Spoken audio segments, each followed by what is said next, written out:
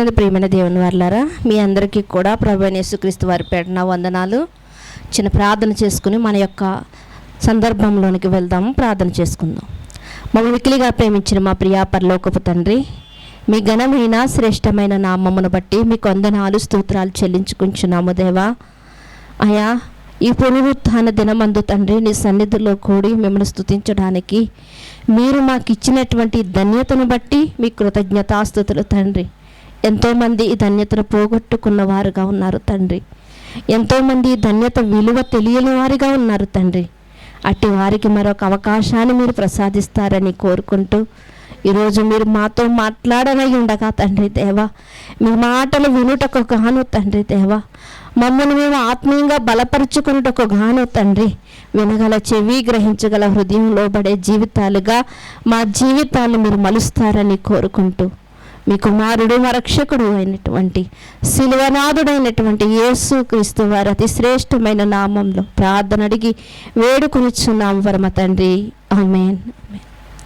క్రీస్తునందు ప్రియమైన దేవుని వారలారా, మీ అందరికీ కూడా మరొకసారి ప్రభు పేరున వందనాలండి.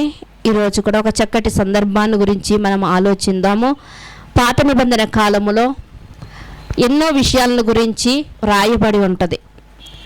గతించిన వారం కూడా మీకు ఈ మాటల గురించి చెప్పాను. బలిపీఠమని, ఎత్తడి సర్పమని, గంగాలమని,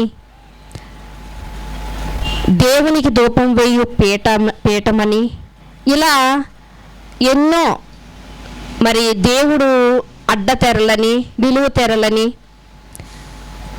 మామిడి పిందెలతో చెక్కబడినవని, ఇలా ఎన్నో సందర్భాల గురించి రాస్తే వీటన్నిటి గురించి దేవుడు ఎందుకు పరిశుద్ధ గ్రంథంలో రాయించాడు, ఇవి మనకేమైనా అవసరమా అని చాలామంది అనుకుంటూ ఉంటారు. కానీ ప్రతి విషయాన్ని కూడా దేవుడు వేల సంవత్సరాల క్రిందట రాయించినటువంటి ఈ మాటలు ఈ రోజుకి కూడా మనకు ఉపయోగపడడానికే దేవుడు రాయించాడు.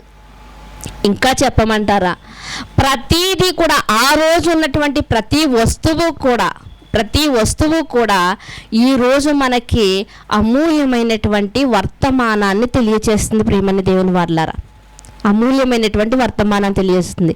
అలాగే పాత నిబంధన కాలములో ఒక గుడారము అన్నటువంటి విషయాన్ని గురించి మనము ఎక్కువగా వింటూ ఉంటాం. మొట్టమొదటిగా దేవుడు ఎక్కడ ఉన్నాడు అంటే, మొట్టమొదటిగా ఆయన గుడారాలలో నివసించాడు. దానికన్నా ముందు అసలు గుడారం అన్నటువంటి మాట మనకు బైబిల్ గ్రంథంలో ఎక్కడ కనిపిస్తుంది అని మనం చూడగలిగితే, ఆదికాండము 4వ అధ్యాయము, మీ చేతిలో ఉన్నటువంటి బైబిల్ గ్రంథాన్ని తెరిచి ఆదికాండము 4వ అధ్యాయము 19-20 వచనాలను మీరు చూడగలిగితే, అక్కడ మనకి మొట్టమొదటిగా గుడారము అన్నటువంటి మాట మనకి కనిపిస్తూ ఉంటుంది. ప్రియమైన దేవుని వాళ్ళ చూడండి ప్రియులారా, లెమెకు పెండ్లి చేసుకొనెను, వారిలో ఒక దాని పేరు ఆదా, రెండవ దాని పేరు సిల్లా. ఆదా యాబాలును కనెను, అతడు పశువులు గలవాడై గుడారములో నివసించు వారికి మూల పురుషుడు. ఎవరంటండి ఈయన? లెమెకు కుమారుడైనటువంటి ఈయన ఏం పేరంట? యాబాలు. ఈ యాబాలు అన్నటువంటి వ్యక్తి అంట పశువుల కాపరి అయ్యుండి, పశువులు గలవాడయ్యుండి, ఇతడు ఎక్కడ జీవిస్తున్నాడంటే గుడారముల్లో నివసిస్తున్నాడంట. ఇంకా గుడారాలలో నివసించే వారికి ఒక మూల పురుషుడుగా అతడు కనిపిస్తూ ఉన్నాడు. ప్రియమైన దేవుని వాళ్ళారా, అంటే మొట్టమొదటిగా బైబిల్ గ్రంథంలో గుడారములో నివసించినటువంటి వ్యక్తి ఎవరు అంటే యాబాలు అని ఇక్కడ వ్రాయబడినట్లుగా మనకు కనిపిస్తూ ఉంటుంది. ఇంతకీ గుడారం అంటే ఏంటి? గుడారం అంటే మనందరికీ బాగా తెలిసింది. గుడారం అంటే ఏదైనా ఫంక్షన్లు కానీ, వివాహము కానీ ఏదైనా జరిగినప్పుడు మనకి టెంట్ హౌస్ వారు ఒక గుడారం వేస్తారు. ఎందుకు? మనకి ఎండ తగలకుండా, వర్షం పడకుండా. దాన్నే మనం ఏమంటామంటే టెంట్ అంటాం. దాన్ని గుడారం అని అనుకోవచ్చు. ఎందుకు అంటే అది తీసి 1 రోజు 2 రోజులు ఉంచి మరలా తీసేస్తూ ఉంటారు. అంటే వేసి తీసేసి దాన్ని ఏమంటారంటే గుడారము అంటారు. ఇంకా ఇలాంటి గుడారాలు మనం ఎక్కడ చూస్తూ ఉంటామంటే, ఇలాంటి డేరాలను మనం ఎక్కడ చూస్తూ ఉంటామంటే, బాతులు మెప్పుకునేవారు కూడా వారు ఎక్కడైతే బాతులకి ఆహారం దొరుకుతుందో అక్కడ గుడారాన్ని వేసుకుంటారు, అంటే డేరాలు కట్టుకుంటారు. మరలా 4-5 రోజుల తర్వాత దాన్ని తీసుకుని వెళ్ళిపోతారు. ఇంకా సర్కస్ చేసేవారిని మనం చూస్తూ ఉంటాం. వాళ్ళు కూడా నిండి డేరా వేసుకుంటారు, అంటే ఒక గుడారాన్ని స్థిరపరచుకుంటారు, మరలా తీసివేసుకుంటారు, వెళ్ళిపోతుంటారు. ఇంకా మనం చూడాలంటే ఓఎన్జీసీ వాళ్ళు ఎక్కడ అంటే మరి రోడ్డు పక్కన త్రవ్వుతుంటారు, వాళ్ళు కూడా గుడారాలు వేసుకుంటూ ఉంటారు. వారి పని అయిపోగానే వాటిని తీసివేస్తూ ఉంటూ ఉంటారు. ప్రియమైన దేవుని వాళ్ళారా, అయితే అంటే ఒక చోట స్థిరముగా ఉండేదైతే మాత్రము కాదు, ఇది వేయబడి మరలా పెరికి వేయబడే దానినే గుడారము అంటాము, టెంట్ అంటాము, డేరా అని పిలుస్తూ ఉంటాం. ప్రియమైన దేవుని వాళ్ళారా, ఇది మాకు తెలియదా, ఇది కూడా దేవుడు బైబిల్ గ్రంథంలో రాయించాలా అని అనుకుంటూ ఉంటారు చాలా మంది అండి. బైబిల్ అర్థం కాని వారు, అపార్థం చేసుకునేవారు, చాలా విషయాలు ఆలోచించేంత సమయం వారికి లేక అపార్థం చేసుకుంటూ ఉన్నారు. ప్రియమైన దేవుని వాళ్ళారా, అయితే ఇక్కడ మనం చూడగలిగితే అసలు ఈ గుడారాన్ని గురించి దేవుడు ఎందుకు రాయించాడు? ఈ గుడారాన్ని గురించి రాయించాలా? ఎక్కడ నివసిస్తే ఏంటి, మనిషి చెట్టు కింద నివసిస్తే ఏంటి? ఆదామావులు ఎక్కడ నివసించారో మనకు తెలియదు, చెట్ల కిందే వారు నివసించి ఉండాలి. కానీ ఇక్కడ యావాళ్ళ దగ్గరికి వచ్చేసరికి ఇక్కడ మనం చూడగలిగితే అతడు గుడారములో నివసించేవాడు అని చెప్తున్నాడు. ఇంకా మనం ముందుకు వెళ్ళి చూడగలిగితే ప్రియమైన దేవుని వాళ్ళారా, అంటే ఒక స్టాండర్డ్ అయినటువంటిది అయితే మాత్రము కాదు గుడారము. తీసివేసేది, వేసి తీసివేసేది, 2 రోజులు 3 రోజులు 4 రోజులు ఉండి మరలా తీసివేసేది, అది శాశ్వతంగా అలా ఉంచేదైతే మాత్రము కాదు, తాత్కాలికమైనది గుడారం అంటే. మరొక మాటను మనం చూడగలిగితే హెబ్రీలకు రాసినటువంటి పత్రిక 11వ అధ్యాయము ఎంతోమంది విశ్వాస వీరుల గురించి వ్రాయబడినటువంటి అధ్యాయము ఇదే. ప్రియమైన దేవుని వాళ్ళారా, 11వ అధ్యాయము 8వ వచనాన్ని 9వ వచనాన్ని మీరు చూడగలిగితే, అబ్రహాము పిలువబడినప్పుడు విశ్వాసమును బట్టి ఆ పిలుపునకు లోబడి తాను స్వాస్యముగా పొందనయ్యున్న ప్రదేశములకు బయలువెళ్ళును, మరియు ఎక్కడికి వెళ్ళవలెనో అది ఎరుగకనే బయలువెళ్ళెను. విశ్వాసమును బట్టి అతడును అతనితో ఆ వాగ్దానమునకు సభ వారసులైన ఇస్సాకు, యాకోబు అను వారును గుడారములలో నివసించుచు అన్యుల దేశములో ఉన్నట్టుగా వాగ్దాత దేశములో పరవాసులైరి. ఇక్కడ కూడా అబ్రహాము గారిని మనం చూడగలిగితే అబ్రహాము గారిని గురించి ఎన్నో విషయాలు రాయొచ్చు. ఆయన బుద్ధి, ఆయన జ్ఞానము, ఆయన విశ్వాసము, ఆయన నమ్మకత్వము, దేవుని మీద ఉన్నటువంటి ఆయనకు ఒక మంచి అభిప్రాయము, ఇలాంటి ఎన్నో విషయాలు రాయొచ్చు. కానీ దానితో పాటు కూడా ఏమని దేవుడు రాయిస్తున్నాడు అంటే, విశ్వాసమును బట్టి అతనితో కూడా ఎవరంటండి, సహవారసులైన ఇస్సాకు, యాకోబు అని వారు కూడా గుడారముల్లో నివసించిరి. ఎంత ప్రత్యేకంగా ఈ మాటను దేవుడు రాయిస్తున్నాడు అంటే ఆ మాటలో ఏదో ప్రత్యేకత ఉందనే అర్థం. ప్రియమైన దేవుని వాళ్ళారా, ప్రత్యేకత లేకుండా, ప్రాముఖ్యత లేకుండా దేవుడు ఇన్నిసార్లు ఇంత నొక్కి రాయించే పరిస్థితి ఉండదు. ఆ కింద మాటల్లో మీరు చూడగలిగితే ఏమని రాయిస్తున్నాడంటే, అన్యుల దేశములో ఉన్నట్లుగా వాగ్దాత దేశములో ఉన్నారంట. ఏంటండి, అన్య దేశములో ఉన్నట్లుగా. ఏమంటే మన ఇంట్లో ఉన్నప్పుడు ఒకలా ఉంటామండి, మనం ఎవరింటికన్నా వెళ్ళినప్పుడు ఒకలా ఉంటాం. మన ఇంట్లో ఉన్నట్టు ఉంటామా? ఉండమండి. వారు చాలా మరి నెమ్మదిగా ఉంటూ ఉంటాం, చాలా నెమ్మదిగా మాట్లాడుతూ ఉంటాము, చాలా సైలెంట్గా కూర్చుంటూ ఉంటాము. అదే మన ఇంట్లో అయితే అలా ఉన్నాం, మనకు పని లేకపోయినా 4 సార్లు తిరుగుతూ ఉంటాం మనం, కానీ అక్కడ అలా ఉండం. కానీ ఇక్కడ మనం చూడగలిగితే అబ్రహాం అంట వేరే వాళ్ళ దేశములో నివసించినట్లుగానంట దేవుడు తనకు ఒక దేశాన్ని ఇస్తే ఆ దేశములోనంట వేరే వాళ్ళ దేశంలో నివసిస్తున్నాడంట. వాగ్దాత దేశం, దేవుడు ఏ దేశాన్ని అయితే అబ్రహాంకి ఇస్తానన్నాడో కానాను దేశం, ఆ దేశాన్ని దేవుడు అబ్రహాంకి ఇచ్చేశాడు. ఇచ్చేసిన తర్వాత కూడా తన సొంత దేశం అండి, ఎక్కడ కావాలితే ఏది కావాలితే ఏ మోడల్ కావాలితే ఆ మోడల్ కట్టుకోవచ్చు.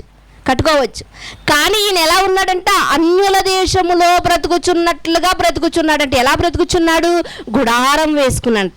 ఇప్పుడు అబ్రహాం గారిని వదిలేయండి, ఆయన కొడుకు ఉన్నాడు కదా ఇస్సాక్ గారు, ఒకే ఒక కొడుకు, చాలా ఇష్టపడేవాడు, చాలా ప్రేమించేటువంటి కుమారుడు, లేక 100 సంవత్సరాలకు పుట్టినటువంటి కుమారుడు. ఆ కుమారుడైనా అడుగు ఉండాలి కదా, నాన్న అందరూ కట్టుకుంటున్నారు కదా ఇల్లు, మనమే ఎప్పుడు కట్టుకుంటాం నాన్న అని ఆయన కూడా అడుగు ఉండాలి కదా. ఇప్పుడు యాకోబు గారు, కానీ ఇక్కడంట ముగ్గురు కూడానంట గుడారాల్లో నివసిస్తున్నారంట. అయ్యో కట్టుకోవడానికి అప్పుడు ఈ బిల్డింగులు లేవు కదండి, అప్పుడు ఎవరు ఏం కట్టుకోలేదు కదండి అనుకోవడానికి లేదు ప్రియమైన దేవుని వాళ్ళారా. ఒకసారి ఆదికాండాన్ని మీరు చూడగలిగితే 11వ అధ్యాయము 3-4 వచనాలు మీరు చూడగలిగితే ఏమని రాయబడిందో చూడండి. అక్కడ 11వ అధ్యాయము 3-4 వచనాలు. ఆదికాండము ఒకవేళ అబ్రహాము గారు కాలానికి ఇల్లు కట్టుకునే పరిస్థితి లేదండి, అందుకునే వాళ్ళు కట్టుకోలేదు, లేకపోతే బోల్డ్ అంత స్థలం ఉండి ఎందుకు కట్టుకోరండి, అందుకునే కట్టుకోలేదని చాలామంది అనుకుంటూ ఉంటారు. చూడండి 11వ అధ్యాయంలో 3వ వచనంలో ఏమని రాయబడిందంటే, మనము ఇటుకలు చేసి బాగుగా కాల్చుటము రండని ఒకనితో ఒకడు మాట్లాడుకున్నది. రాళ్లకు ప్రతిగా ఇటుకలను, అడుసులకు ప్రతిగా మట్టి కీలును వారికుండెను. మరియు వారు మనము భూమి అంతటా చెదిరిపోకుండా ఒక పట్టణమును, ఆకాశమునంటూ శిఖరము గల ఒక గోపురమును కట్టుకొని పేరు సంపాదించుకుందము రండని మాట్లాడుకొనగా, అబ్రహాము గారి కన్నా ముందు జరుగుతున్నటువంటి సందర్భం ఇది. అబ్రహాము గారి కన్నా ముందు జరుగుతున్నట్టు సందర్భం. ఏమని మాట్లాడుకుంటున్నారంట, మనం భూమి మీద అటు ఇటు చెదిరిపోకుండా మనం ఏం చేద్దామంటే, ఇదిగో రాళ్ళకు బదులుగా రాళ్ళు పేర్చుకునే పరిస్థితి వద్దు, ఇంకా మనం ఇటుకలు చేసుకుందాం. మనము మట్టికి బ్రతిగా మనం మట్టి కీలను మనం ఉపయోగించుకుని ఆకాశమునంటే ఎటువంటి అపార్ట్మెంట్ ఒకటి కడదామంటున్నారు. ఏమంటున్నారండి, మనం అందరూ భూమి మీద చెదిరిపోకుండా ఒకే చోట మనం అందరూ ఉండేటట్లుగా, ఒకే చోట ఉండాలంటే ఏం చేయాలండి? ఇప్పుడు అందుకునే కదా ఒక ప్లేసులో ఒక ఇల్లు మాత్రమే ఇంతకు ముందు ఉండేది. ఇప్పుడు ఏం చేస్తున్నారు, ఇల్లు మీద ఇల్లు అలాగా సుమారు మరి 200 అంతస్తులు కూడా కడుతున్నారు. ఎన్ని అంతస్తులు? 200 అంతస్తులు కూడా కడుతున్నారు. ఇలా మనం చూడగలిగితే ఇక్కడ కూడా ఏమంటున్నారంటే 11వ అధ్యాయంలో అనేక మంది అక్కడ కూడంట మనము బాబేలు గోపురాన్ని కడదాం. ఆ గోపురం ఎలాంటిది అంటే భూమికిని ఆకాశానికి అంటే అంత ఎత్తు మనము కట్టుకుందాము, అందరూ ఒకే చోట మనం అందరము కలిసి నివసిద్దాము అంటున్నారు. అంటే అబ్రహాము గారి కన్నా ముందు ఇది జరుగుతుంది అంటే అబ్రహాము గారి కాలంలోనికి ఏమున్నాయంట, ఇల్లులు కట్టుకున్నారు. అందరూ కట్టుకున్నారు ఇల్లులు, కానీ అబ్రహాము గారికి మాత్రం ఇల్లు కట్టుకోవాలనేటువంటి ఉద్దేశం అయితే అతనికి లేదు. ఎందుకో గుడారాల్లోనే నివసిస్తున్నాడు. ఆ వచనాల్లో మనం చూడగలిగితే చూడండి, అక్కడ 12వ అధ్యాయము ఆ మొదటి వచనంలో కూడా మనం చూడగలిగితే, మొదటి వచనాన్ని చూడగలిగితే, యెహోవా నీవు లేచి నీ దేశము నుండి, నీ బంధువుల యొద్ద నుండి, నీ తండ్రి ఇంటి నుండి బయలుదేరి నేను నీకు చూపించు దేశమునకు వెళ్ళము. 8వ వచనం. అక్కడ నుండి అతడు బయలుదేరి బేతేలునకు తూర్పునున్న కొండకు చేరి పడమటనున్న బేతేలుకును తూర్పునున్న హాయికిని మధ్య గుడారము వేసి అక్కడ యెహోవాకు బలిపీఠము కట్టి యెహోవా నామమున ప్రార్థన చేసెను. ఇక్కడ మనం చూడగలిగితే అబ్రహాము గారిని ఎప్పుడైతే దేవుడు నువ్వు వెళ్ళాలి, నీ బంధువులు విడిచిపెట్టి, నీ ఇంటి వారిని విడిచిపెట్టి, నీకున్నదంతా విడిచిపెట్టి నువ్వు బయలుదేరు, నేను ఎక్కడికి వెళ్ళమంటున్నాను అక్కడికి వెళ్ళాలని అబ్రహాము గారితో దేవుడు మాట్లాడినప్పుడంట అతడు బయలుదేరి మరి బేతేలునకు హాయికి మధ్య ప్రదేశంలో అతడంటే ఏం చేశాడంట, గుడారము వేసుకున్నాడంట. అప్పటికే అంతఃపురాలు ఉన్నాయి, అప్పటికే గొప్ప వారు ఉన్నారు. కాబట్టే శారా గారిని ఎంతోమంది ఆ రోజుల్లో కోరుకున్నారు. అలాంటప్పుడు ఆమె వాళ్ళ ఇంటికి తేబడిను అని రాయబడి ఉంటుంది. అంటే అప్పటికే ఇల్లులు అనేవి ఉన్నాయి, ఇల్లులు కట్టుకుంటున్నారు, వారికి నచ్చినట్లుగా పట్టణాలు కట్టుకుంటున్నారు. కానీ అబ్రహాము గారికి ఆ మనసు లేదు. అబ్రహాము గారికి ఆ మనసు లేదు అంటే దేవుని చేత అతడు ఏదో బోధింపబడి ఉండాలి. ప్రియమైన దేవుని వారలారా, దేవుని చేత ఏదో బోధింపబడి ఉండాలి. చూడండి, మరొక మాటను కూడా మీరు చూడగలిగితే అదే ఆది కాండము 26వ అధ్యాయము 17వ వచనంలో ఉన్న మాటను మీరు చూడగలిగితే, ఇస్సాకు అక్కడ నుండి వెళ్ళి గెరారు లోయలో గుడారము వేసుకుని అక్కడ నివసించెను. ఎక్కడంటే ఎవరండి? అబ్రహాము గారి యొక్క కుమారుడు. ఎక్కడికి వెళ్ళాడంట? గెరారుకి వెళ్ళంట. అక్కడ గెరారు లోయలోనంట గుడారము వేసుకున్నాడు. లోయలో అంటే పల్లపు స్థలంలోనే ఎందుకు వేసుకుంటున్నారు అంటే గుడారాలు గాలేస్తే ఎగిరిపోకుండా ఉంటాయి. మెరక స్థలంలో, ఎత్తైన స్థలంలో వేసారనుకోండి ఏమవుతాయి? ఎగిరిపోతూ ఉంటాయి. కనుక లోయలు అంటే పల్లపు స్థలములో మరి కొన్ని ప్రాంతాలకు మేము వెళ్తూ ఉంటామండి, ఏజెన్సీ ప్రాంతాలకి. ఆ కొండ చోట్ల వాళ్ళు గృహాలు కట్టుకుంటూ ఉంటారు, రేకులు వేసుకుంటూ ఉంటారు.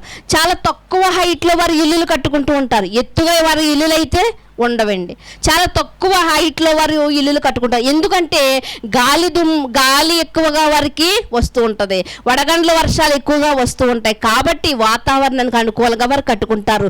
ఈయన కూడా గెరారు లోయలోనంట గుడారాన్ని వేసుకున్నాడంట.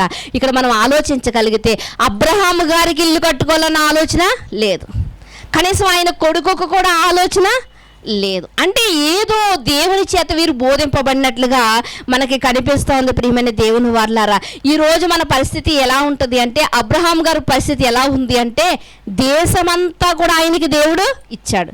ఏమిచ్చాడంట?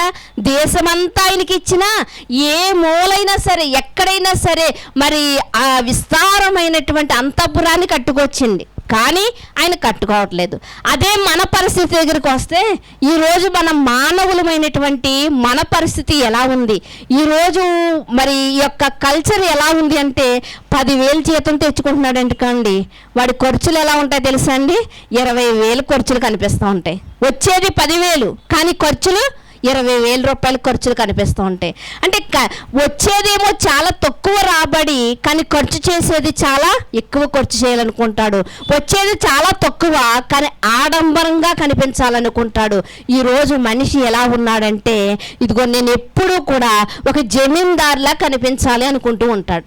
కానీ ఆ రోజు ఒక దేశానికే యజమాని అయినప్పటికీ, జమీందారు అయినప్పటికీ కూడా అబ్రహాములో కానీ ఇస్సాకు గారిలో కూడా ఆ ఆలోచన అనేది లేదు. ఎలా ఉన్నారంట? వాగ్దాన దేశంలో, దేవుడిచ్చినటువంటి దేశంలో ఉన్నప్పటికీ అన్యుల దేశంలో ఉన్నట్లుగా వారు బ్రతుకుచున్నారంట. ప్రియమైన దేవుని వారలారా, అంటే దీన్ని బట్టి మీకు ఒక ఆలోచన అనేది రావాలి.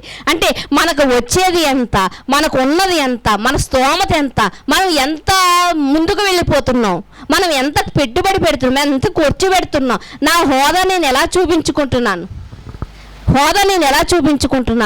లేకపోయినా ఉన్నట్లుగానేనా? కొంతమంది అంటూ ఉంటారండి, మా తాతలు నేతులు తాగేవారండి, కావాలితే వాసన చూసుకోండి అంటారు. మా తాతలు ఏం చేసేవారంట? నేతులు తాగేవారంట. కానీ ఈరోజు ఇతని పరిస్థితి అలా లేదు ఈరోజు. కానీ ఏమని చెప్పుకుంటున్నాడు? డంబంగా చెప్పుకుంటున్నాడు, ఆడంబరంగా చెప్పుకుంటున్నాడు. కానీ ఒకరోజు అబ్రహాము గారి యొక్క జీవితంలో మనకది కనిపించదు. నాయన ఇదిగో కనిపిస్తున్న ఈ దేశమంతా నీదే నాయన అని దేవుడు చెప్పినప్పటికీ కూడా నాది అనుకోవట్లేదు అబ్రహాము గారు. అందుకనే దేవుడికి నచ్చాడు కాబట్టి నేను అబ్రహాము దేవుడిని అంటున్నాడు. తండ్రి దగ్గర లోబడి బ్రతికినటువంటి ఇస్సాకు కూడా అతడు కూడా ఆడంబరాలకి వెళ్ళలేదు. ప్రార్థనా జీవితం కలిగిన వాడు, ప్రార్థనాపరుడై ఉన్నాడు కాబట్టి అతడు కూడా గుడారాలను నివసిస్తున్నాడు. కాబట్టే దేవుడు అంటున్నాడు నేను ఇస్సాకు దేవుడిని అంటున్నాడు. ప్రియమైన దేవుని వాళ్ళారా, మరి ఇస్సాకు తర్వాత మరి చాలా సంవత్సరాలు గడిచే ఉంటాయి. నిజంగా ఆ సంవత్సరాలు గడిచిన తర్వాతనే డెవలప్ అవ్వాలి. ఎందుకంటే ఈరోజు పిల్లలు మనం ఏదైనా చెప్పామనుకోండి, పిల్లలు ఏమంటారంటే మీ కాలం వేరు మా కాలం వేరు. అంటే మీది డెవలప్ అవ్వని కాలంలో మీరు బ్రతికారు, కానీ ఈరోజు ఏమైంది? అంత అభివృద్ధి పరచబడింది, అంత టెక్నాలజీ వచ్చింది కాబట్టి మీకులా మేము ఉండలేము అంటారు పిల్లలు. మరి ఒకవేళ అబ్రహాము గారు దేవుడికి లోబడి బ్రతికారు, గుడారాల్లో బ్రతికారు, ఇస్సాకు గారు గుడారంలో బ్రతికారు. మరి వాళ్ళకి పుట్టినటువంటి సంతానం కూడా ఎలా ఉన్నారు ఒకసారి మనం చూడగలిగితే అదే ఆదికాండము 25వ అధ్యాయము 27వ వచనాన్ని మీరు చూడగలిగితే, ఆ చిన్నవారు ఎదిగినప్పుడు ఏశావు వేటాడుట యందు నేర్పరి అయి అరణ్యవాసిగా నుండెను, యాకోబు సాధువై గుడారములలో నివసించుచుండెను. ఎవరంటండి? ఈయన యాకోబు గారు. దేవుడు ఎక్కువగా చెప్పుకున్నటువంటి సందర్భం ఏమిటి అంటే, నేను అబ్రహాము దేవుడను, ఇస్సాకు దేవుడను, యాకోబు దేవుడను అని చెప్పుకొనుటకు ఆయన సిగ్గుపడలేదు. ఈరోజు మనం గొప్ప గొప్ప వారిని చూసి పలానా ఆయన మా ఆయనే అనుకుంటాం, పలానా ఆయన మా తాలూకు ఆయనే, మావాడండి అని చెప్పుకుంటూ ఉంటాం, అంటే గొప్పతనాన్ని బట్టి.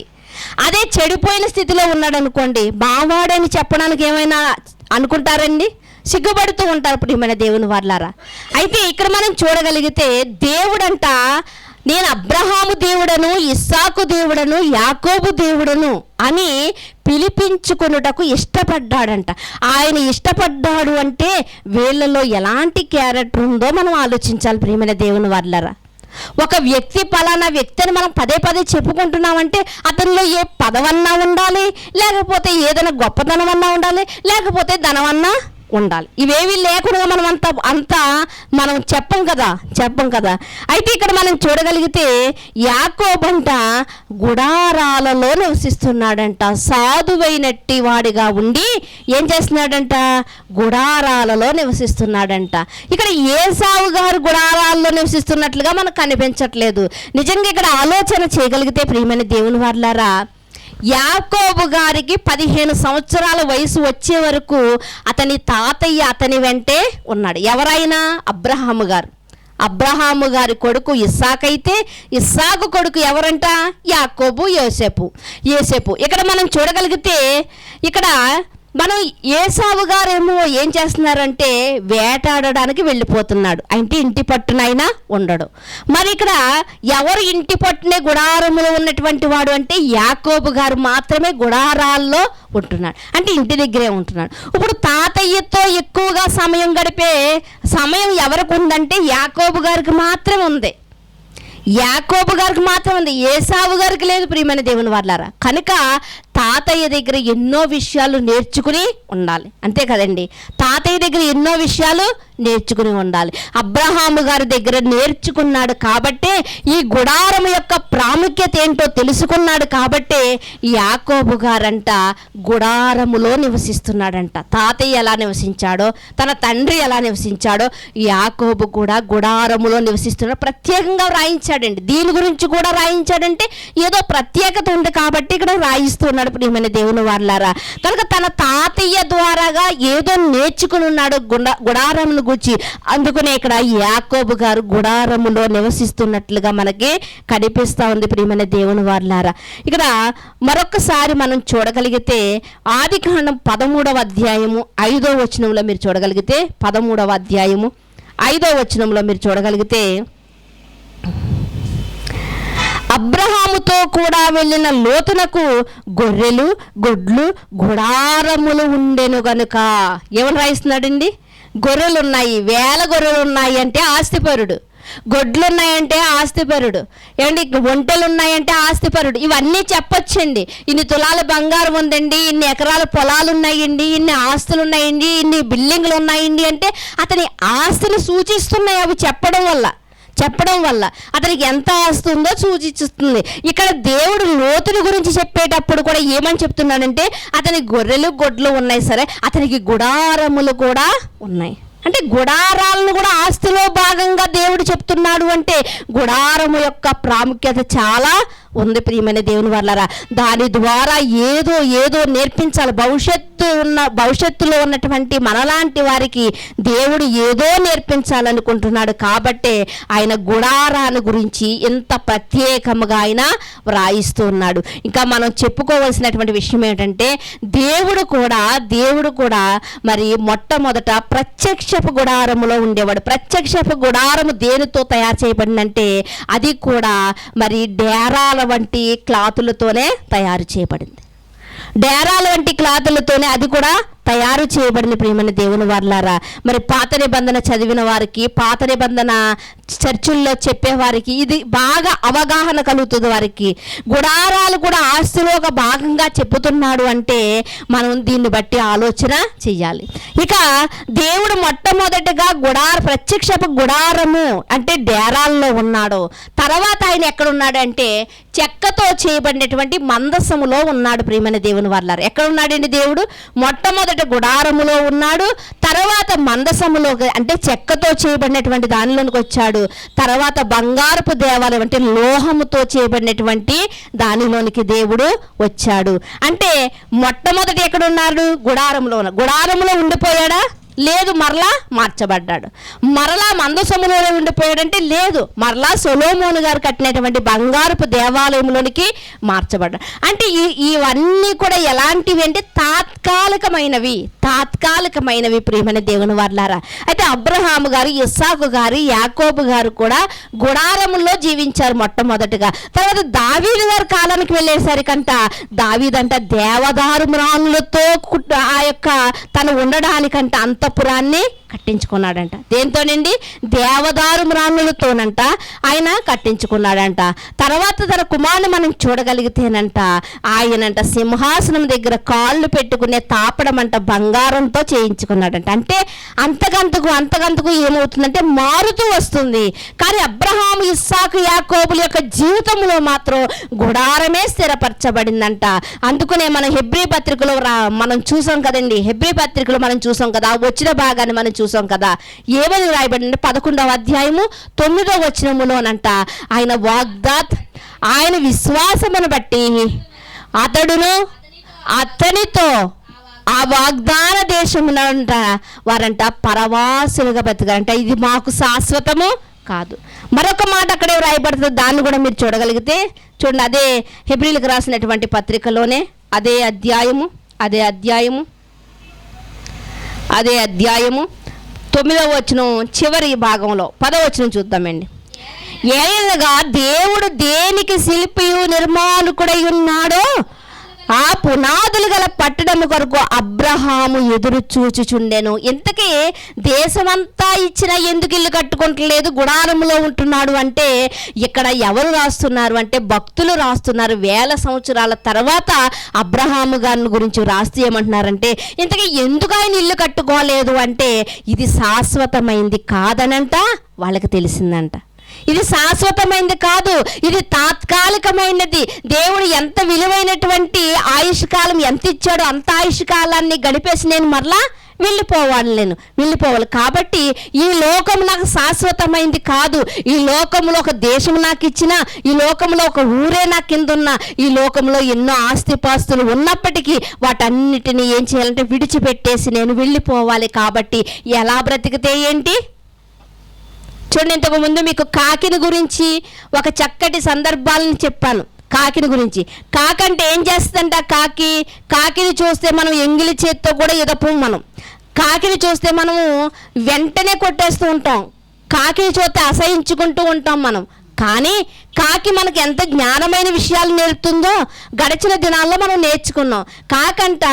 కాకి పెట్టుకున్నటువంటి గూడు చాలా చెత్త చెదారంతో గూడు పెట్టుకుంటుందంట. మిగిలినవి ఏమి అలా కాదండి, చాలా ప్రతిష్టంగా గూళ్ళు కడతాయండి. పక్షులు ఉన్నాయనుకోండి, మంచి ఊసల్ని ఏరుకుని మట్టితో వాటికి మెత్తి చాలా చక్కటి గూడు కట్టుకుంటాయి. నిజంగా చాలా చక్కటి గూడు. కొన్ని పక్షులు ఉన్నాయనుకోండి, చెట్టునే ఒక తొర్ర కింద దాన్ని ముక్కుతో పొడిచి ఒక చక్కటి నివాసాన్ని ఏర్పరచుకుని అందులో గుడ్లు పెట్టి బిడ్డలు చేసుకుంటాయి. కానీ ఇక్కడ కాకిని మనం చూడగలిగితే కాకి మనకు నేర్పించే ఒక పాఠం మాట ఉంది ప్రియమైన దేవుని వాళ్ళారా.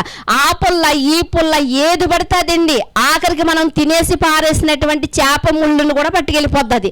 అలా పట్టుకెళ్ళిపోయి మాంసపు ఆ యొక్క ఎముకలను కూడా పట్టుకెళ్ళిపోయి ఆ చెత్త ఈ చెత్తతో గూడు పెట్టి ఏదో గుడ్లు ఏదో పిల్లల్ని ఏదో ఒక రూపంగా పెట్టేస్తుంది. ఇంతకీ అది మనకి ఏం నేర్పిస్తుందంటే, ఎలా అయినా సరే ఈ లోకంలో మనం బ్రతికేస్తే చాలు, ఎలా అయినా నేను ఒక గూడు కట్టేస్తే చాలు అనుకుంటుంది ప్రియమైన దేవుని వాళ్ళారా. గాలేసినప్పుడు అండి ఏ గూళ్ళు పడవేమో కానీ కాకి గూడు మాత్రం ముందే పడిపోతూ ఉంటుంది. అంటే ఇది శాశ్వతమైనది కాదు అని కాకి మనకి నేర్పుతూ ఉంటుంది ప్రియమైన దేవుని వాళ్ళారా. ఇంకా స్పష్టంగా మనకు చెప్తూ ఉంటుంది, మన పక్కనే వాళ్తూ ఉంటుంది గోడ మీద, మన ఇంటి మీద, మన ఇంటిలో ఉన్న చెట్టు మీద వాలి ప్రతి విషయంలో కూడా మనం ఏదైనా మాట్లాడుకుంటున్నాం అనుకోండి, ఇదిగో ఎకరం పొలం కొనాలనుకుంటున్నాం అనుకోండి, కాకి వచ్చి పక్కనే ఉంటుంది, కావు అంటది. నువ్వు ఎకరం కొన్నా 10 ఎకరాలు కొన్నా నీవు కావు నాయనా అని మనకు గుర్తు చేస్తూ ఉంటుంది. అంటే కాకి ఎన్నో విషయాలు మనకు నేర్పిస్తుంది కదా. అలాగే ఈ బైబిల్ గ్రంథంలో మరి అబ్రహాము గారు, ఇస్సాకు గారు, యాకోబు గారు మనం చూడగలిగితేనంట, వాళ్ళు దేనికి దేవుడు శిల్పి నిర్మాణకుడై ఒక పట్టణాన్ని కట్టాడో, పునాదులు కలిగినటువంటి పట్టణాన్ని కట్టాడో, ఆ పట్టణం కోసం ఎదురు చూస్తున్నారంట. అది శాశ్వతమైందని వారికి తెలుసంట. ఇది అశాశ్వతమైంది, తాత్కాలికమైంది కాబట్టే ఈ లోకములో వారు డేరాలు వేసుకుని బ్రతికేస్తారంట ప్రియమైన దేవుని వాళ్ళారా. డేరాలు వేసుకుని బ్రతికేశారంట.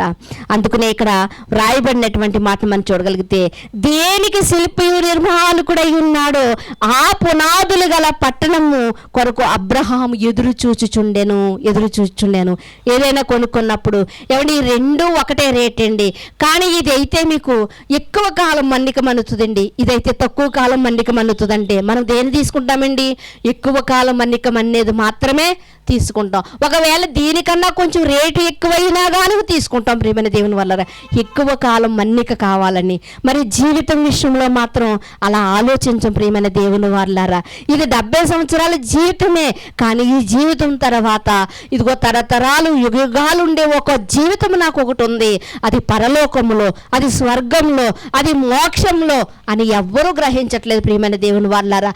అన్ని విషయాలలో తెలివితేటలుగా ఆలోచిస్తున్నటువంటి మనుషులు ఇదిగో ఈ జీవితం విషయం నాకు వచ్చేసరికి, ఈ బ్రతుకు విషయానికి వచ్చేసరికి మాత్రం ఎందుకో ఆలోచించలేకపోతున్నారు ప్రియులారా. మొట్టమొదట దేవుడు డేరాల్లో ఉండి తర్వాత మందసములోనికి వచ్చి తర్వాత బంగారపు మందిరంలోనికి ఎలా అయితే మలచబడ్డాడో, ఈరోజు దేవుడు కూడా మనకు ఒక సత్యాన్ని ఇక్కడ నేర్పిస్తూ ఉన్నాడు. ఆ సత్యం ఏంటో మనం చూడగలిగితే ప్రియమైన దేవుని వాళ్ళారా, ఇంతకీ అబ్రహాము, యాకోబు, మరి ఇస్సాకు గారు వేసుకున్నటువంటి ఆ గుడారాల విషయానికి మనం రాగలిగితే చూడండి, కొరింథీ పత్రికలో మీరు చూడగలిగితే కొరింథీలకు రాసినటువంటి 2వ పత్రిక 5వ అధ్యాయము 1వ వచనములో ఉన్న మాటను నేను చదువుతున్నాను. భూమి మీద మన గుడారమైన ఈ నివాసము శిథిలమైపోయినను చేతి పని కాక దేవుడి చేత కట్టబడినైన నిత్యమైనదినైన నివాసం పరలోకమందు మనకున్నదని ఎరుగుదము. ఏమంటున్నాడండి? భూమి మీద మనం వేసుకున్నటువంటి గుడారాలు ఏమైపోతాయంట? శిథిలమైపోతాయంట. అది నువ్వు వేసుకున్న గుడారము కావచ్చు, నువ్వు ధరించుకున్నటువంటి ఈ దేహం అనే గుడారము కూడా కావచ్చు. అందుకనే కదా ఈ దేహాన్ని ఒక గుడారంతో బైబిల్ గ్రంథం పోల్చిందంటే అది వాస్తవం అండి.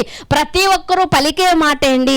ఎవరో ఒక వ్యక్తి చనిపోయాడు అనుకోండి, చనిపోయిన వ్యక్తి దగ్గరికి వచ్చినటువంటి ప్రతి ఒక్కరూ కూడా చనిపోయినటువంటి వ్యక్తి పేరు ఒకవేళ దావీదు అనుకుందామండి, వస్తున్నటువంటి ప్రతి ఒక్కరూ కూడా ఆ శవాన్ని చూసి ఏమంటారు తెలుసా? దావీదు గారు ఎప్పుడు పోయారు అని అడుగుతారు. ఏమంటే కళ్ళ ముందు దావీదు గారు పడుకోబెట్టి చక్కగా కనిపిస్తున్నారు కదా, అదే కాళ్ళు, అదే చేతులు, అదే ముఖం, అదే కళ్ళు, అదే జుట్టు, అదే డ్రెస్ వేసుకుని ఆయన చక్కగా పడుకుని కనిపిస్తున్నాడు కదా. మరి వస్తున్నటువంటి వారందరూ కూడా దావీదు గారు ఎప్పుడు పోయారు అని అడుగుతారేంటి? అంటే ఇప్పుడు ఇక్కడ మన కళ్ళ ముందు కనిపిస్తున్న దావీదు గారు దేహం ఏంటంటే ఒక గుడారము లాంటిది. దాన్ని విడిచిపెట్టి అసలైనటువంటి దావీదు అంటే ఆత్మ పేరెవరకండి? ఆత్మకే. అందుకునే కదా కళ్ళ ముందు మనిషి కనిపిస్తున్నా దావీదు గారు ఎప్పుడు పోయారు అని అడుగుతున్నారు. అంటే పేరెవరికంటే ఆత్మకి. అంటే ఎప్పుడైతే ఈ శరీరాన్ని వదిలిపెట్టి ఆత్మ వెళ్ళిపోయిందో మీకేమర్థం కావాలంటే ఇదిగో నేను కూడా ఈ గుడారాన్ని వదిలిపెట్టేసి నేను కూడా వెళ్ళిపోవాలి. అంటే ఈ గుడారాన్ని ఏదో ఒక రోజు నేను విడిచిపెట్టాలి, ఇది శిథిలమైపోయే గుడారం అని తెలుసుకుని మనము దేవుని చేత కట్టబడినటువంటి ఒక గుడారం నాకు అక్కడ ఉంది, లేకపోతే ఒక నివాసస్థలము నాకు అక్కడ ఉంది పరలోక పట్టణములో, నాకు అది ముఖ్యము అన్నటువంటి ధ్యాస కలిగి మనము బ్రతకవలసిన వారమై ఉండగా, మనము ఈ లోకం శాశ్వతం అనుకుని, ఈ యొక్క ఆస్తిపాస్తులు నా వెంట వస్తాయనుకుని, ఇదిగో పేరు ప్రతిష్టలు నాతో వస్తాయనుకుని మనము ఎంతో ఆశపడుతూ బ్రతికేస్తున్నాం ప్రియులారా. ఈరోజు మనం ఈ గుడారాన్ని ఎలా అయితే వదిలిపెట్టాలో, ఈ గుడారాన్ని ఎలా అయితే తీసివేస్తున్నారో, ఇదిగో మనము ధరించుకున్నటువంటి గుడారము కూడా కొన్ని సంవత్సరాల తర్వాత, ఆయుష్ కాలం ముగించుకున్న తర్వాత ఈ గుడారాన్ని కూడా వదిలిపెట్టేయాలి ప్రియమైన దేవుని వాళ్ళ, వదిలిపెట్టేసి వెళ్ళిపోవాలి. అంటే మనం ఎలాంటి ఇంటిలో ఉన్నామంటే ఒక అద్దె ఇంట్లో ఉన్నామనుకుంటున్నాము, కానీ మన శరీరమే ఒక అద్దె ఇల్లు లాంటిదని మనము తెలుసుకోలేకపోతున్నాం. ఒక అద్దె ఇల్లు లాంటిదని మనం తెలుసుకోలేకపోతున్నాం. ఈ శరీరం నాది అనుకుని ఏమనుకుంటారంటే, నా ఇష్టం నేను తాగుతాను, నా శరీరం, అయ్యో నీకు అనారోగ్యం వస్తుందేమంటే నా శరీరం, నాకు అనారోగ్యం వస్తే నేనే భరిస్తాను అనుకుంటూ ఉంటారు చాలామంది. కానీ ప్రియమైన దేవుని వారలారా, ఇక్కడ మనం చూడగలిగితే ఇది మంది కాదు, నాది అనుకుంటున్నది ఏది మంది కాదండి. మనం ధరించుకున్నటువంటి శరీరం కూడా మంది కాదు, ఇది ఒక గుడారం. ప్రియమైన దేవుని వారలారా, మన కళ్ళ ముందు బాతులోళ్ళు వేసుకుంటున్న గుడారాన్ని చూసినప్పుడు నేను కూడా గుడారాన్ని ధరించుకున్నాను కదా, ఏదో ఒక రోజు నేను కూడా దీన్ని విడిచిపెట్టేసి వెళ్ళిపోవాలి కదా అని మనకు అర్థం కావాలండి. ఈ సృష్టిలో, ఈ ప్రకృతిలో ఏది చూసినా మనకి జ్ఞానాన్ని నేర్పిస్తుంది. ఆ జ్ఞానాన్ని మనం పట్టించుకోవట్లేదు ప్రియమైన దేవుని వారలారా. ఈ సృష్టిలో ప్రతిదీ కూడా మనకి ఏం నేర్పిస్తుందని జ్ఞానం నేర్పిస్తుంది, కానీ మనం పట్టించుకోవట్లేదు. నాకేటి అని మనకు సేవకులు వాక్యం చెప్తున్నా కూడా అది మనకని మనం ఎప్పుడు పట్టించుకోం ప్రియమైన దేవుని వారలారా. కనుక ఇక్కడ మనం చూడగలిగితే మరి భూమి మీద ఈ గుడారము, మన గుడారమైన ఈ నివాసము శిథిలమైపోయినప్పటికీ కూడా చేతి పని కాని, మరి దేవుని యొక్క చేతి పని కాక దేవుని చేత కట్టబడినది నిత్యమైనటువంటి నివాసం ఎక్కడుందంట? పరలోకమందు ఉందంట. ఒకవేళ ఈ గ్రంథం చదవని వారికి తెలియకపోవచ్చు, కానీ ఈ గ్రంథాన్ని చదువుతున్నటువంటి మనకి, వింటున్నటువంటి మనకి బాగా అర్థం అవ్వాల్సినటువంటి విషయం ఏమిటి అంటే, ఎంత చక్కగా ఇక్కడ కట్టుకున్నప్పటికీ కూడా ఏదో ఒక రోజు మనము వదిలిపెట్టి, కట్టుకున్న గుడారాన్ని వదిలేయాలి, ధరించుకున్న గుడారాన్ని ఈ శరీరం అనేది ఒక గుడారం, ఈ గుడారాన్ని వదిలేయాలి. దేవుడు ఏర్పాటు చేసినటువంటి గుడారానికి వెళ్ళడానికి మనము ప్రయాసపడాలి ప్రియులారా. చూడండి, అదే కొరింథీయులకు రాసినటువంటి పత్రిక 4వ అధ్యాయము 16వ వచనంలో ఉన్న మాటను కూడా మీరు చూడగలిగితే, కావున మేము అధైర్యపడము, మా బాహ్య పురుషుడు కృషించుచున్నను, ఆంతర్య పురుషుడు దినదినము నూతన పరుచుచున్నాడు. అపోస్తలుడైనటువంటి పౌలు గారు అంటున్నారు, మా బాహ్య పురుషుడంట, ఆ బాహ్య పురుషుడు కృషించిపోయిన, బాహ్య పురుషుడు అంటే బాహ్యంగా కనిపించేది. మన శరీరంలో ఏం కనిపిస్తుంది అంటే శరీరం కనిపిస్తుంది, దీన్నే బాహ్య పురుషుడు అంటారన్నమాట. మరి అంతరంగ పురుషుడు అంటే లోపల ఉన్నటువంటిది, అది ఆత్మ అన్నమాట.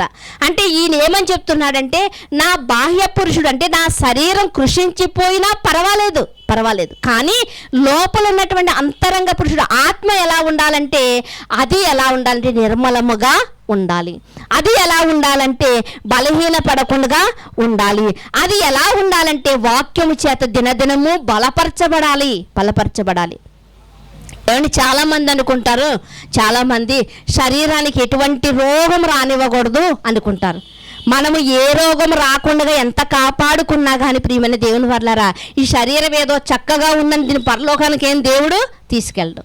గతించిన దినాల్లో చెప్పుకున్నాం కదండి, లాజరు గారి అంట శరీరం ఏమైపోయిందంట? కురుపులతో ఉందంట.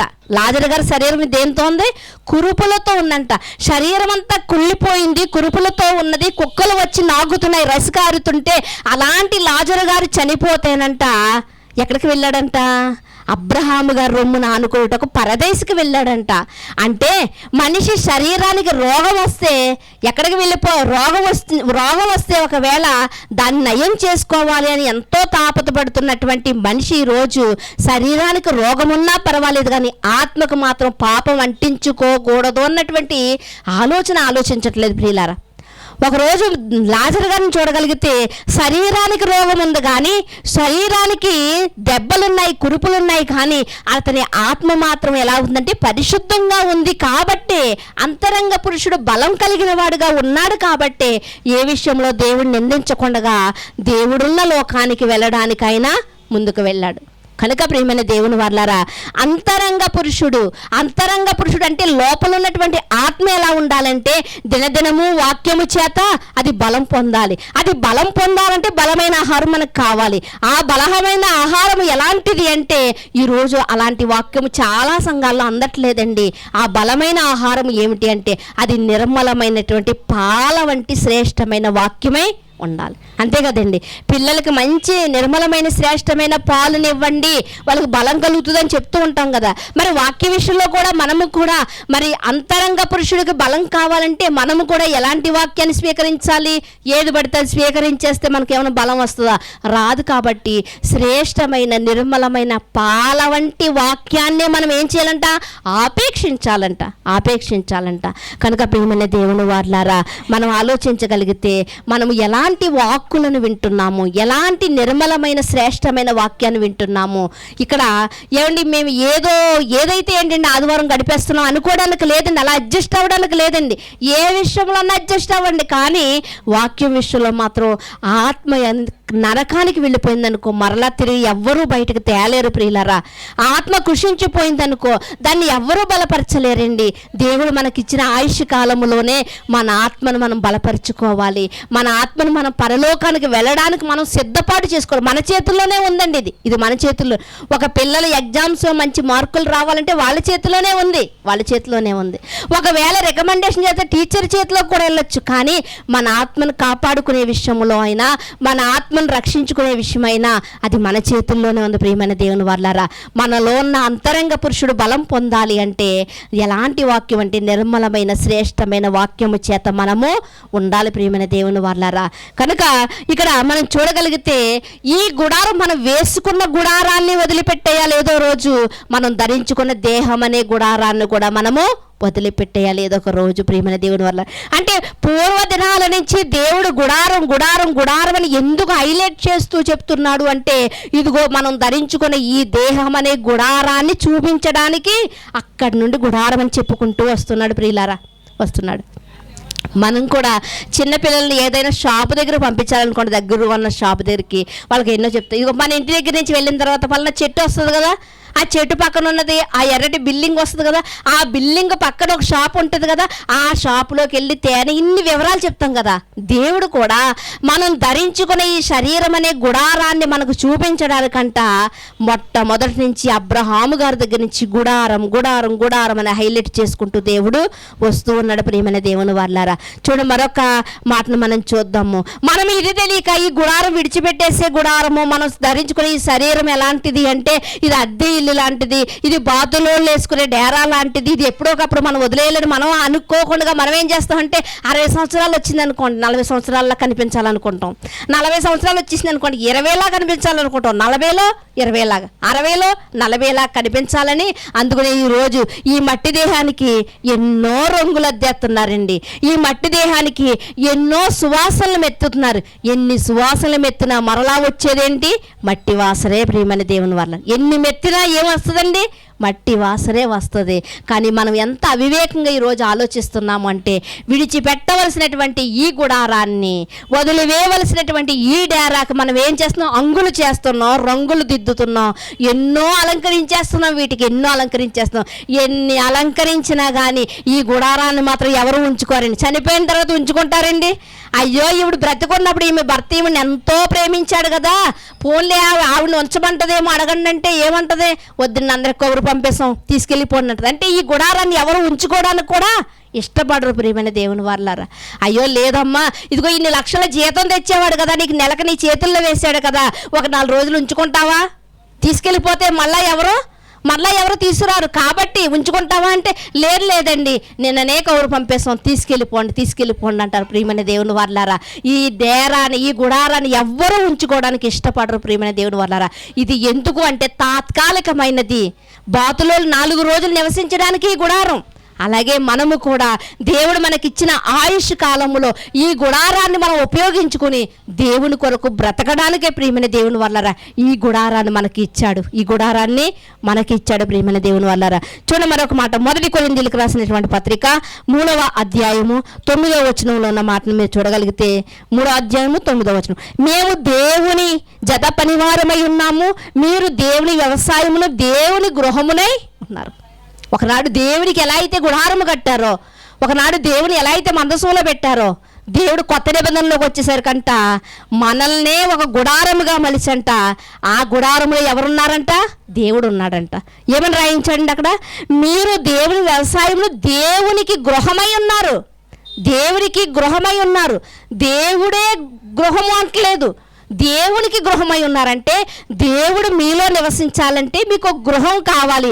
మీరే గృహంగా మీ దేహమే ఒక గృహము. ఎవరికి? దేవునికి. మన దేహము గృహం అనుకోము దేవునికి. మన దేహము దేవునికి ఆలయం అనుకోము. 16వ వచనంలో కూడా ఉంటుంది అది. మీరు దేవుని ఆలయమై ఉన్నారని దేవుని ఆత్మ మీలో నివసించుచున్నాడంటే మన శరీరం ఏంటంట? దేవాలయం అంట. మన శరీరం ఏంటండి? దేవాలయం. గుడారం అన్నా ఏదైనా ఇంక దేవాలయం మన శరీరం. ఈ దేవాలయంలో ఎవరున్నారంట? దేవుడు ఉన్నాడంట. మనం ఏం చేస్తాం? దేవుడు ఎక్కడ ఉన్నాడు? దేవుడు కట్టుకున్న దేవాలయం అక్కడే. ఎక్కడండి? సిమెంట్తో కట్టుకున్న దేవాలయంలో దేవుడు ఉన్నాడని మనం అనుకుంటాం. కానీ దేవుడు ఏమని రాయిస్తున్నాడు బైబిల్లో? మీరే ఒక దేవాలయం. మీలో ఎవరున్నారు? దేవుడు ఉన్నాడు. కాబట్టి దేవుడు మీలో ఉన్నప్పుడు మీరు ఎంత జాగ్రత్త కలిగి ఉండాలి, మీ ప్రవర్తన ఎంత జాగ్రత్తగా ఉండాలి అని ఇక్కడ రాయిస్తున్నాడు. ఎవడైనా దేవుని ఆలయంలో పాడు చేసిన యెడల దేవుడు వారిని నీలో దేవుడు ఉన్నప్పుడు నీ శరీరాన్ని నువ్వు పాడు చేసుకోకూడదు. మద్యముతోను, ద్రాక్షారసముతోను, అబద్ధములతోను, కుట్రలతోను, కుతంత్రాలతోను నీ శరీరాన్ని నువ్వు పాడు చేసుకోకూడదు. ఎందుకో తెలుసా? నీ శరీరం అనే గృహంలో ఎవరున్నారో తెలుసా? దేవుడు ఉన్నాడు. మన ఇంట్లోకి ఎవరైనా బంధువులు వచ్చారనుకోండి, మనం ఎంతో జాగ్రత్తగా ఉంటామండి. ఎందుకంటే గట్టిగా మాట్లాడుతున్నారు అనుకోండి, అయ్యో లోపల ఎవరున్నారు? లోపల బంధువులు ఉన్నారు, స్లోగా మాట్లాడు. ఇప్పుడు మన లోపల బంధువులు కాదండి, మన లోపల లేకపోతే రాజకీయ నాయకులు కాదండి, మన లోపల మన ఇంటి పక్క వారు కాదు, మన లోపల ఎవరున్నారంట? దేవుడు ఉన్నాడంట. మన లోపల దేవుడు ఉన్నప్పుడు మన నోటి వెంట మాటలు ఎలా రావాలి? ఎంత పొదుపుగా రావాలి? మన చూపు ఎలా ఉండాలి? మన శరీరం యొక్క హావభావాలు ఎలా ఉండాలి? ఎంత జాగ్రత్త కలిగి ఉండాలి. లోపల ఉన్నవాడు ఎవరు అంటే దేవుడు. ప్రియమైన దేవుని వల్ల ఆషాభాషి మనిషి అయితే కాదు. గుడారం గూర్చి చెబుతూ దేవుడు ఏ గుడారాన్ని చూపిస్తున్నాడండి? దేహం అనే గుడారాన్ని చూపిస్తూ ఉన్నాడు ప్రియమైన దేవుని వల్లరా. కీర్తనల గ్రంథం 15వ అధ్యాయం 1వ వచనంలో ఉంటుంది, యెహోవా నీ గుడారములో అతిథిగా ఉండదగిన వాడెవడు? నీ గుడారము దేవుని గుడారం అంట. దేవుని గుడారం అంట. దేవుడు మలుచుకున్న గుడారం అండి మన దేహము. దేవుడు మలుచుకున్న దేహం, దేవుడు మలుచుకున్న ఏర్పాటు చేసుకున్నటువంటి గుడారం ఏమిటి అంటే మన దేహం. ప్రియమైన దేవుని వల్లారా, మనమేమో అది ఇస్తే బాగుంటుంది, దేవుడికి ఇది ఇస్తే బాగుంటుంది అనుకుంటాం మనం. కానీ దేవుడు అవేమి కోరుకుంటలేదు. చాలా చోట్ల మరియమ్మ గుళ్ళకు వెళ్ళినప్పుడు మరియమ్మ గుళ్ళు దగ్గర మెట్లు ఉంటాయి కదండి, పిల్లలు లేని వారు మోకాళ్ళ మీద ఎక్కుతూ ఉంటారు. గర్భిణీ స్త్రీలు మోకాళ్ళ మీద ఎక్కుతారు. ఎందుకంటే ముందు నాకు 2 ఆడబిడ్డలు ఉన్నారు, ఇప్పుడైనా దేవుడు నాకు మగబిడ్డనివ్వాలని మోకాళ్ళ మీద ఎక్కుతున్నారు. ఇవన్నీ దేవునికి ఇష్టం అనుకుంటారు వాళ్ళు, కానీ దేవునికి ఇష్టం కాదండి. దేవుడు అక్కడ ఉన్నాడనుకుని ఆ కొండ ఎక్కుతున్నారు. ఆ దేవుడు ఆ కొండ మీద లేడండి. గుణదల కొండ మీద ఉన్నాడా? గౌరీపట్నం కొండ మీద ఉన్నాడా? లేకపోతే వైజాగ్ కొండ మీద ఉన్నాడా? ఎక్కడ కొండల మీద ఆయన లేడు. ఎక్కడున్నాడంటే నీ దేహాన్నే ఆయన ఆలయంగా చేసుకుని నీ లోపలే ఆయన ఉన్నాడంట. నీ లోపలే ఆయన ఉన్నాడు. ఇది మనం మర్చిపోయి ఈ లోపల ఉన్న దేవుని మర్చిపోయి ఆ గుడిలో మనం కట్టుకున్నటువంటి గుడిలో దేవుడు ఉన్నాడు అనుకుని మనం అక్కడికే వెళ్ళాలనుకుంటాం. ప్రియమైన దేవుని వల్లారా, మరి మందిరాలు ఎందుకు కట్టుకుంటున్నారు అంటే ఇదిగో కలిసి మనం ఇలా మాట్లాడుకోవడానికి అండి, కలిసి మనం మాట్లాడుకోవడానికే, అంతేగాని దేవుడు అందులోనే ఉంటాడని కాదు. ఆయన ఎప్పుడో మందిరాన్ని విడిచిపెట్టేశాడు, ఆయన ఎప్పుడో గుడారాన్ని విడిచిపెట్టేశాడు, ఎప్పుడో సొలొమోను కట్టినటువంటి మందిరాన్ని విడిచిపెట్టేశాడు. ఇవన్నీ విడిచిపెట్టి దేవుడు ఎక్కడ నివాసం చేస్తున్నాడు ప్రస్తుత కాలంలో అంటే మనలోనే ఆయన నివాసము చేస్తూ ఉన్నాడు. ప్రియమైన దేవుని వల్లారా, చివరిగా ఒక్కసారి పేతురు గారు రాసినటువంటి 2వ పత్రికను చూసి మనం ముగించుకుందామండి. పేతురు గారు రాసినటువంటి 2వ పత్రిక 2వ అధ్యాయము 13-14 వచనాలు మీరు చూడగలిగితే, ఒకనాటి సుఖానుభవము సంతోషమని ఎంచుకుందరు.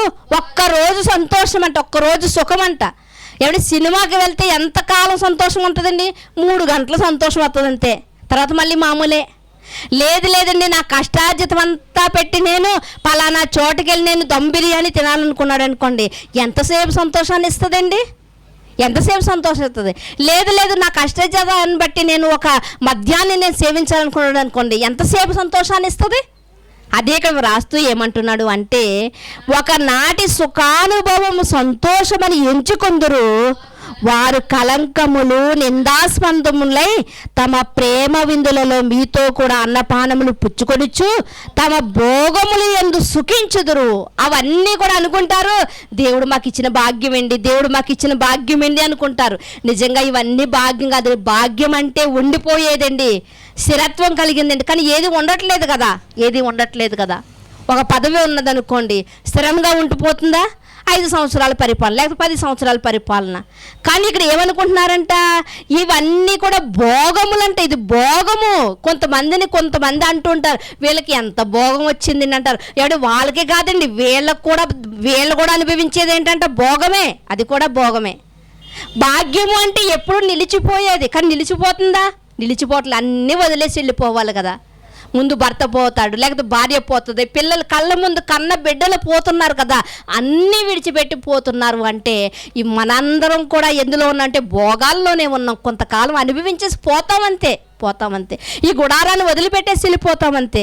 కానంటే వాళ్ళు ఏమనుకుంటున్నారంట, ఇవన్నీ కూడానంట ఒకనాడి సుఖానుభవము సంతోషమని ఎంచుకొందురు, వారు కలంకములను నిందాస్పందములై తమ ప్రేమ విందులలో మీతో కూడా అన్నపానములు పుచ్చుకొనిచ్చు తమ భోగములు యందు సుఖించుదురు అని చెబుతూ కింద వచనంలో ఏమంటున్నాడు అంటే, విచారణని చూచి ఆశించు పాపము మానలేని కన్నులు గలవారును అస్థిరులైన వారి మనస్సులను మరలు కొలుపుచు లోభత్వమందు సాధనము చేయబడిన హృదయము గలవారును శాపగస్తులు. ఇక్కడ మనం చూడగలిగితే ప్రియమైన దేవుని వారలారా, ఎలాంటి స్వభావము కలిగిన వారు అంటే, ఇదిగో పాపముతో ఉన్నటువంటి ప్రతి ఒక్కరూ కూడా ప్రియమైన దేవుని వారలారా ఈ గుడారాన్ని విడిచిపెట్టి ఎక్కడికి వెళ్ళిపోతున్నారంటే పాతాళానికి వెళ్ళిపోతున్నారు ప్రియమైన దేవుని వారలారా. కానీ ఈ గుడారాన్ని, అయ్యో ఈ గుడారం శిథిలమైపోతుందని దీనికోసం ఆలోచించినటువంటి లాజరు లాంటి మనస్తత్వం కలిగిన వారు నెమ్మది పొందే స్థలానికి వెళ్తున్నారు ప్రియమైన దేవుని వారలారా. ఇదిగో దేవుడు ఈ శరీరాన్ని మనకి ఎందుకు ఇచ్చాడో తెలుసా అండి? ఈ శరీరాన్ని మనకి ఎందుకు ఇచ్చాడు అంటే, కొంతకాలం ఈ శరీరాన్ని ఉపయోగించుకుని మనం ఏం చేయాలి అంటే, ఇదిగో దేవుని యొక్క ఆజ్ఞల ప్రకారంగా మనం బ్రతకాలి. ఈ శరీరాన్ని ఉపయోగించుకుని మనం బ్రతకాలి. అంతేగాని ఈ శరీరం దేవుడు నాకు ఇచ్చాడు కాబట్టి దీన్ని పోషించాలి అనకూడదు. మీకు బాగా అర్థం కావాలంటే ప్రియమైన దేవుని వారలారా, మనం బ్రతకడానికి కొంచెం తినాలి, కానీ తినడానికే బ్రతకూడదండి. ఈరోజు ఎన్నో తిండి పోటీలు పెడుతున్నారండి. ఏంటి అంటే వాళ్ళు, ఎందుకంటే ఆ పోటీలో నిలబడడానికి, ఆ తిండి తినడానికే వాళ్ళు ఆ పోటీలోనికి వెళ్తూ ఉంటారు. కానీ దేవుడు మనకు చెప్తున్న మాట ఏంటంటే, బ్రతకడానికి తినాలండి, కానీ తినడానికే మనం బ్రతకకూడదు. శరీరాన్ని వాడడానికి, ఉపయోగించడానికి దేవుడు మనకి ఇచ్చాడు, కానీ శరీరాన్ని సుఖపెట్టడానికి, శరీరాన్ని నిద్రపుచ్చడానికి దేవుడు మనకి ఇవ్వలేదు ప్రియమైన దేవుని వారలారా. శరీరాన్ని ఉపయోగించాలి, సువార్త పనిలోనికి వెళ్ళాలి, శరీరాన్ని ఉపయోగించాలి, మరి దేవునికి ఇష్టమైనటువంటి కార్యాలను మనం చెయ్యాలి ప్రియమైన దేవుని వారలారా. ఇంకా చెప్పమంటారా, ఈ శరీరాన్ని మనం ఎంత పోషించినా, ఈ శరీరానికి ఎంత రంగులు దిద్దినా, హంగులు వేసినా, ఈ శరీరం ఏంటో తెలుసండి మనకే శత్రువు ప్రియమైన దేవుని వారలారా. మనం పక్కింటోడు శత్రువు, ఎదురింటోడు శత్రువు అనుకుంటాం, కానీ మన అసలు శత్రువు ఎవరో తెలుసండి? మన శరీరమే. ఎందుకంటే మనతోనే ఉంటుంది, కానీ మన శరీరమే మనకి పాపములోనికి లాగుతూ ఉంటుంది. మన శరీరంలో ఉన్నటువంటి కళ్ళే చూస్తాయి, పాపాన్ని చూస్తాయి, చెయ్యడానికి కాళ్ళను నడిపిస్తూ ఉంటాయి. ఎవరో ఏదో మాట్లాడుకుంటారు, ఈ చెవి అక్కడికి వెళ్ళాలనుకుంటుంది, ఇదిగో ఆ మాటలు నా చెవిని పడాలి అనుకుంటుంది. అంటే మనకు తెలియకుండానే మన శరీరమే మనకి ఎలా ఉందో తెలుసా అండి? శత్రువుగా ఉంది.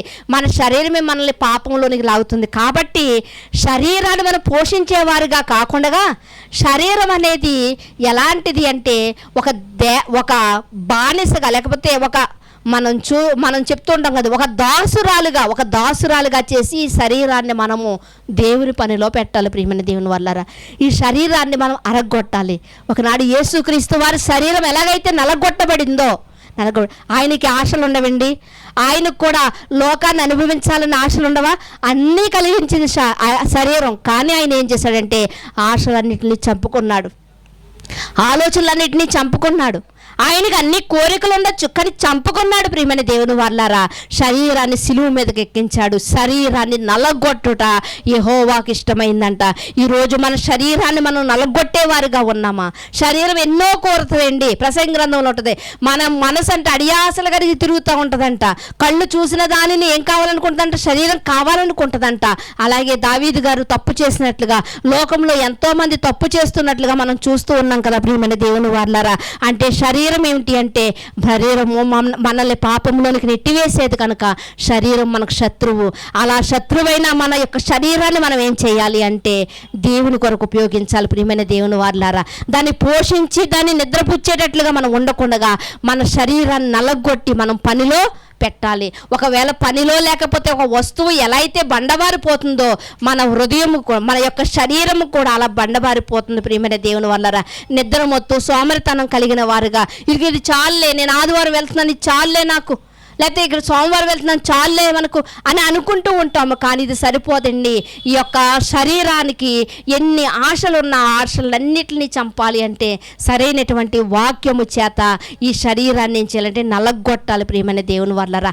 అలా నలగొట్టబడితేనే ఈ శరీరం మన మాట అప్పుడు వింటది ప్రియమైన దేవుని వాళ్ళరా. కనుక ఈ శరీరాన్ని దేవుడు దేంతో పోల్చుకుని వస్తున్నాడు అంటే గుడారముతో పోల్చుకుని వస్తున్నాడు. ఈ శరీరం అనేది ఒక గుడారం అయితే ఎప్పుడో ఒక రోజు మనం వదిలేయాలి. కానీ ఈ శరీరం మూలముగా మన ఆత్మ నరకానికి మాత్రం వెళ్ళిపోకూడదు. అందుకని ఈ శరీరంలో ఉండగానే శరీరాన్ని మనం ఏం చేయాలి? ఇదే కోరికలు కోరినా, ఏ ఆలోచనలు ఆలోచించినా దీన్ని నలగొట్టి మనము ఈ శరీరాన్ని విడిచిపెట్టిన వెంటనే మన ఆత్మ ఎక్కడికి వెళ్ళాలి అంటే లాజరు గారు వెళ్ళారు చూసారా, నెమ్మది పొందే స్థలానికి మనము వెళ్ళేటట్లుగా ఉండాలి. అంతేగాని శరీరం ఏ కోరికలు కోరితే ఆ కోరికలు తీర్చేయకూడదండి. శరీరానికి గొంతమ్మ కోరికలు ఉంటాయండి. ఇప్పుడే చికెన్ తెచ్చి పెట్టండి, రేపు మరలా మటన్ కోరుకుంటుంది, రేపు మటన్ తిండి, తర్వాత ఒక విందు భోజనం కోరుకుంటుంది. ఇలా ఏది అయినా కోరుకుంటూనే ఉంటుంది. ఎంత వేసినా కూడా ఈ శరీరంలో నిండదండి. ఈ శరీరం నిండుతుందా? ఎంత వేసినా నిండదు. అంటే ఈ శరీరం ఎలాంటిదో మనకి బాగా తెలియాలి ప్రియమైన దేవుని వాళ్ళారా. కనుక ఈ శరీరమే మనకు శత్రువు.